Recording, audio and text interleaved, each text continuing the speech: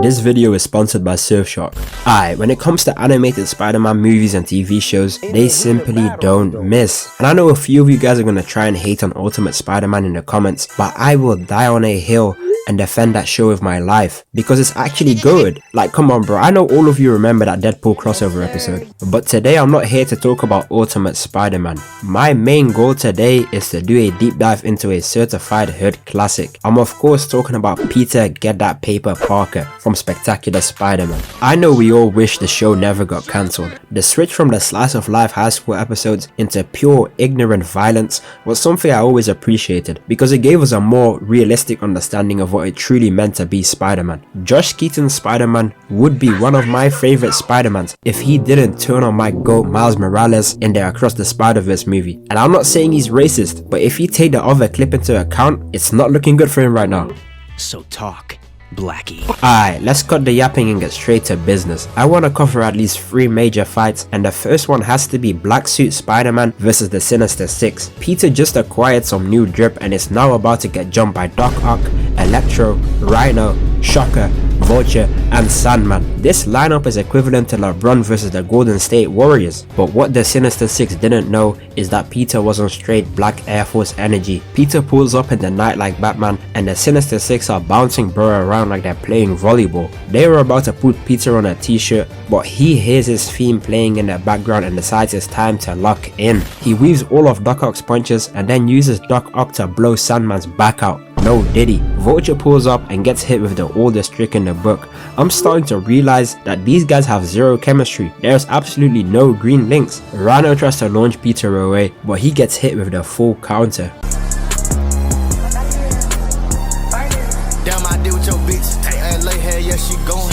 Hair and all these ain't shared, so fuck niggas, these Rick Owens. I used to have a Metro and an iPhone. Man, this is exactly what I'm talking about. A new fit and a fresh haircut will have any man feeling different. I ain't never seen Peter pull this type of taunt in his entire life. The Black Suit Peter episodes were straight fire because it felt like one of the few times we actually got to see Spider-Man going all out. Spidey uses Rhino as a meat shield, and Shocker and Electro really have the combined IQ of his shonen protagonist. They are really selling the Sinister Six right now. If I was Doc Ock, I'd drop both of them and rebrand to the Sinister Four. Peter launches Rhino and takes Electro out of commission. He then proceeds to jump onto the back of Vulture, rips his cranium right off his dome, and then steals his J's. Peter then tricks Shocker into giving Sandman the Ace Deluxe, and then uses Shocker's own tech to put Sandman in timeout. Doc Ock has now caught Spider-Man, but Electro sells the team once again and causes Doc Ock to allow Peter to escape. And man, Shocker is really moving like Nicholas Jackson for Chelsea. Bro's out here putting up Tony Schnell level numbers. Peter squares off with Doc Ock and hits bro with a WWE special. Watch out, watch out, watch out. From the top rope,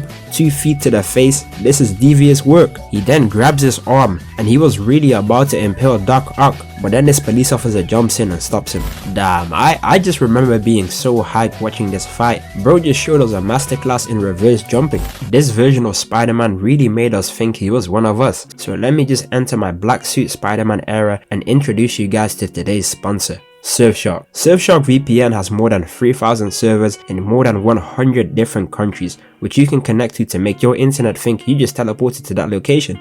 Yo, it's actually leaning. Since Jujutsu Kaisen Season 2 has finished airing, I have just been missing it so much and wanted to do a full rewatch, including the JJK movie with Yuta. But when I opened my Netflix account, I saw that I was missing JJK alongside a bunch of other anime titles. So if you also encountered a similar issue, don't worry, because all you have to do is connect to the Chinese Hong Kong servers and you're good to go. Now you can watch anime and shows that are not in your region just by connecting to Surfshark VPN. I've been using Surfshark to watch and do stuff that's not available in my country. Surfshark can conceal you while you safely and securely explore the internet. It's super fast and it blocks all unwanted ads, and hey, if you don't like it, they got a 30-day money back guarantee. So make sure to click the link in the description or scan this QR code. Download Surfshark for yourself and make sure to use code Senshi to get an extra 3 months for free. So let's get back to the video, because the second squabble that I want to cover is Eddie Brock's Venom versus Peter Parker. Now, this fight probably had the most tension in the entire show. We all know Eddie was a D1 hater, Hall of Fame 99 overall, because tell me how you gonna pray to God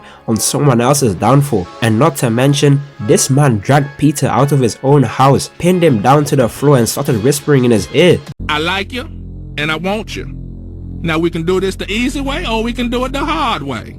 The choice is yours. He was really about to put Spider-Man in 7 positions for 70 minutes. Fool did he. This man Eddie has been consumed by the symbiote and has taken Gwen as a hostage just so he could run the ones with Peter. They get to boxing and Spidey gets whipped to the floor and body checked off that building. Eddie must have put knockback 3 on his Venom suit because there is no way bro had to go flying that far back. Like this shot is killing me, man. Look at the way he's Spidey tries to save Gwen and gets rugby tackled through a building. Venom really fights how I would imagine Shaquille O'Neal would fight. Peter has barely started trying and Venom is just unloading on him. He manages to save Gwen, but not even half a second later Venom hits bro with a killer bee lariat. Man, this fight was so underrated. I don't see enough people talking about it. They were really in the streets, standing and banging. Look at the crowd. This is the type of stuff that will go down in school when you just happen to miss one singular day. Spidey ends up telling Venom to abandon Eddie and come home to Papa so he can capture it. You gotta feel bad for Eddie. This man was really the king of hating and ended up with no job, no powers and no girls. You know, speaking of girls, this man Peter had crazy riz. I used to swear I was Spider-Man until I realized this man was out here collecting baddies like Infinity Stones. No female was safe. He had Gwen, Liz, Black Cat, Mary Jane, and don't forget Betty Bryant, that one news reporter. How could I ever be Spider-Man when this man pulled enough girls to play a full court basketball game? I'm not gonna lie though, Liz was really the best one out of all of them. Comment down below if you think I'm wrong, but don't get any funny ideas. Black Cat definitely up there in the GOAT debate too. You know I didn't short, dark, and handsome. Short, dark, and handsome? She's gotta be talking about me.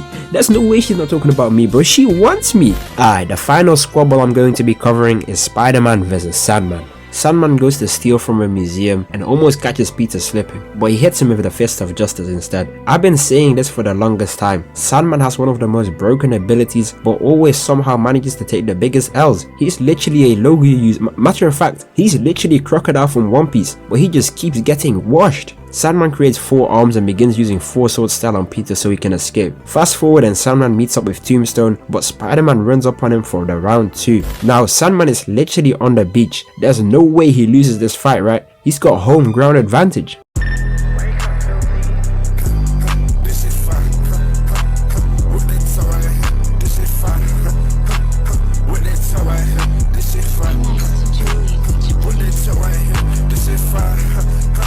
Sandman really turned into a Titan shifter and started putting the beats on Spider-Man. Look at the way bro is flying around him. Spider-Man is really moving like Captain Levi versus the Beast Titan. If I was Sandman, I'd never leave the beach. Bro's basically unbeatable. He got Spider-Man running around like he's playing Super Mario Bros. But right before he finishes the job, he has a change of heart and begins saving the people on the boat as a final act of goodness. And when I was a kid, I really didn't mess with this ending, but now that I'm older and I've grown mentally and I've watched Vinland Saga, I realized that Sandman actually did the right thing. I know this is more of a tradition with Inazuma 11 videos, but this intro is too good not to do it. So let's react to the spectacular Spider-Man intro.